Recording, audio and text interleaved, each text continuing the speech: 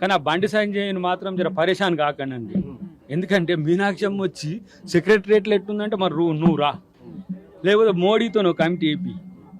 ఇప్పుడు మీరైనా కూడా ఇప్పుడు ఒక అంశం మీద రివ్యూ, మంత్రుల కమిటీ రివ్యూ అయితే మీరు పర్సన్గా జాయిన్ అయ్యే హక్కు ఉన్నది.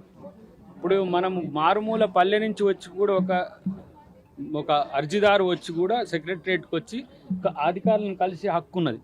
అట్లనే ఏఐసిసి జనరల్ సెక్రటరీ ఇన్ఛార్జిగా మా పార్టీ మంత్రులను మేము కలవడం అనేది ఆయనకు పెద్ద అసలు దేశద్రోహం లెక్క కనబడుతున్నది.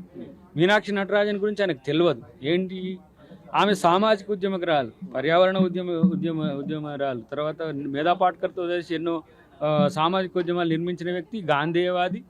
రాజకీయాల్లో ఇలా కాంగ్రెస్ పార్టీని ఎంచుకొని ఈ స్థాయికి రావచ్చుండే కాదు. కానీ ఆమె జీవితం ఒక ఆదర్శవంతమైన జీవితం. కానీ ఈ బండి లాంటి వాళ్ళు మరి ఎందుకు వాళ్ళకు గుండి తెలుస్తలేదో కానీ వాళ్ళకు ఎంతసేపు కాంగ్రెస్ పార్టీ నాయకులు ఎందుకు పోయింది, సెక్రటరియట్కి ఎందుకు పోయింది, మరి నీలాగా పార్లమెంట్కి పోకుండా ఇంటికాడ కూర్చోలేరు కదా.